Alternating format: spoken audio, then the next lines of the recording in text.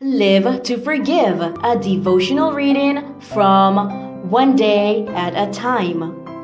The November morning wind came in through the window while I was thinking about how I was going to manage to cook so many tamales.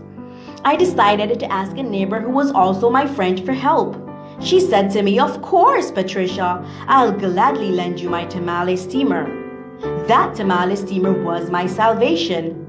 I put it on the stove, and almost immediately, someone knocked on the door. I went to open the door and calmly began a leisurely conversation, completely forgetting that the stove was turned on high and heating not my pot, but my neighbor's top-notch and expensive pot.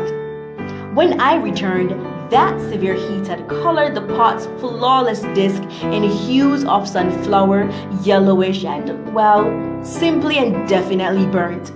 A chill went through my body when I stopped to think how expensive that pan was. 1 week went by, then 2, and my silence, and I hid from the neighbor. I did not know how to face the situation, and I remembered that Bible passage in Matthew 18, verses 23 to 25, the parable of the official who did not want to forgive. The official owed such a great debt to the king that he could not pay it, even by selling himself as a slave along with his whole family. That man owed 10,000 talents. That was about 216 tons of silver. In Bible times, 80 pieces of silver were equal to the salary of 240 days, which allows us to guess that the poor man's debt was simply impossible to pay, millions and millions of dollars today. However, that man begged the king, who decided to forgive him the debt.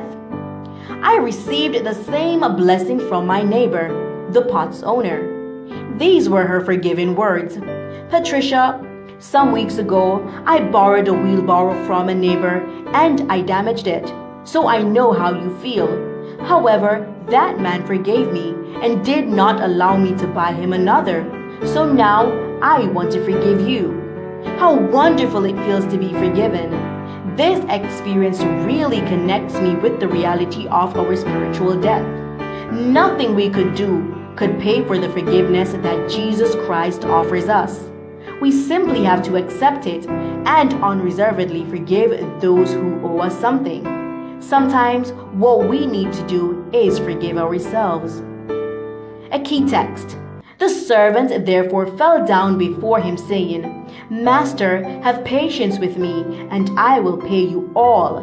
Then the master of the servant was moved with compassion, released him, and forgave him the debt. Matthew 18, verses 26 and 27. This was your devotional reading.